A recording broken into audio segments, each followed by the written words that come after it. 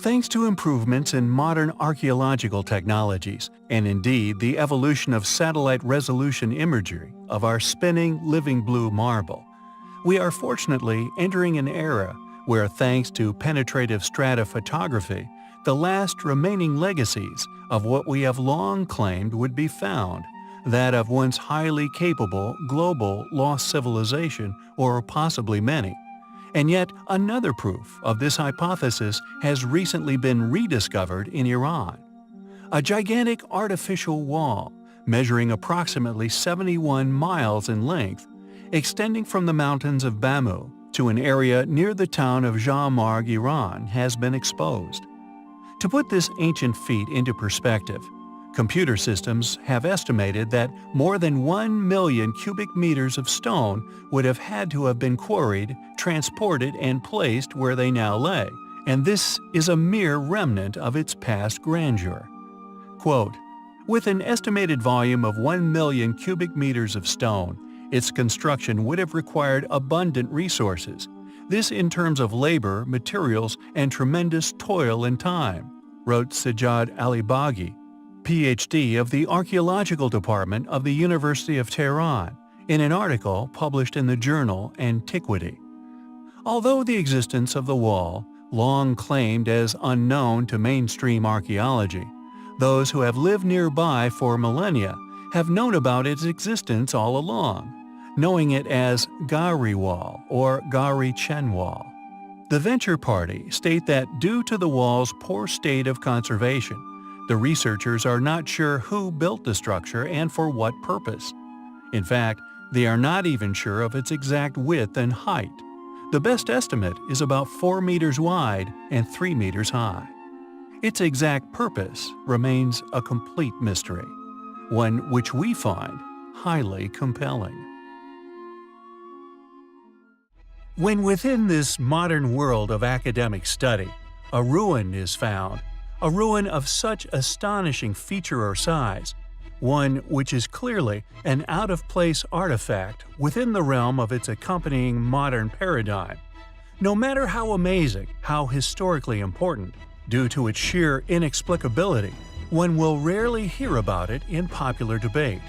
And one such ruin is Khat Shibib. The archaeological site was first identified by British diplomat Sir Alec Kirkbride in 1948, an ancient wall over 93 miles long, whose origins are predictably unknown. Ever since its initial discovery, a range of disciplines, including archaeologists, scientists, and anthropologists, have studied the wall. Yet the date of the Khat Shibib's construction, however, is still claimed as unknown, regardless of it also being claimed as, quote, widely debated by archaeologists. Regardless of this claim, many will have never heard of this spectacular ancient ruin, a reality we claim not by coincidence but design. Recent study of the wall by the Aerial Archaeology in Jordan project have found that it runs north-northeast, south-southwest, spanning a total unbroken distance of 66 miles. However, they also discovered sections where two run parallel, this for an additional substantial distance. Quote, "If we add the spurs and stretches of parallel wall, the total length would be about 150 kilometers or 93 miles, wrote David Kennedy, a professor at the University of Western Australia, and Rebecca Banks, a research assistant at Oxford University, in a paper published recently in the journal Zeitschrift für Orient Archäologie. It is unquestionably a remarkable ancient ruin, one evident of a once highly capable, yet now lost civilization. It is a ruin which we find highly compelling." There are countless ancient sites found all over the planet that are not only far older than current academically claimed, by individuals funded to come up with specifically permitted dates for their creation, selling one's integrity in favor of financial securities and an authoritative position within society, offered to them in return for their obedient deceits.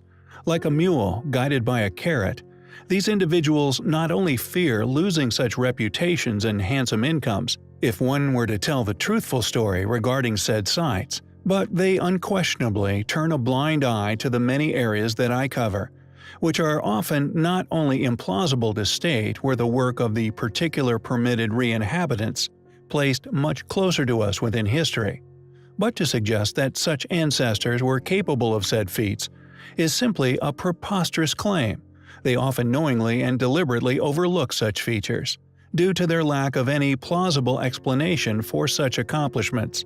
As such, with many ancient sites simply ignored or are disguised as closed-book cases, with a dull, deliberately disinteresting tale of origin.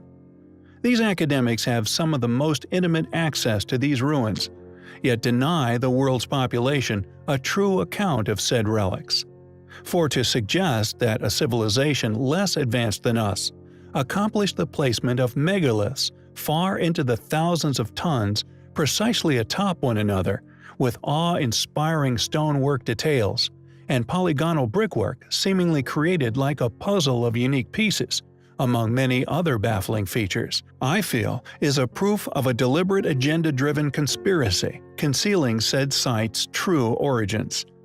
These unexplainable anomalies, the main reason why said individuals perceive me as a threat, not only to their funding, but also their positions of trusted authority within modern society. For the truths I tell, due to the inexplicable nature of their existence and their lack of exposure within academic studies, expose the field as a funded organized group of deceivers.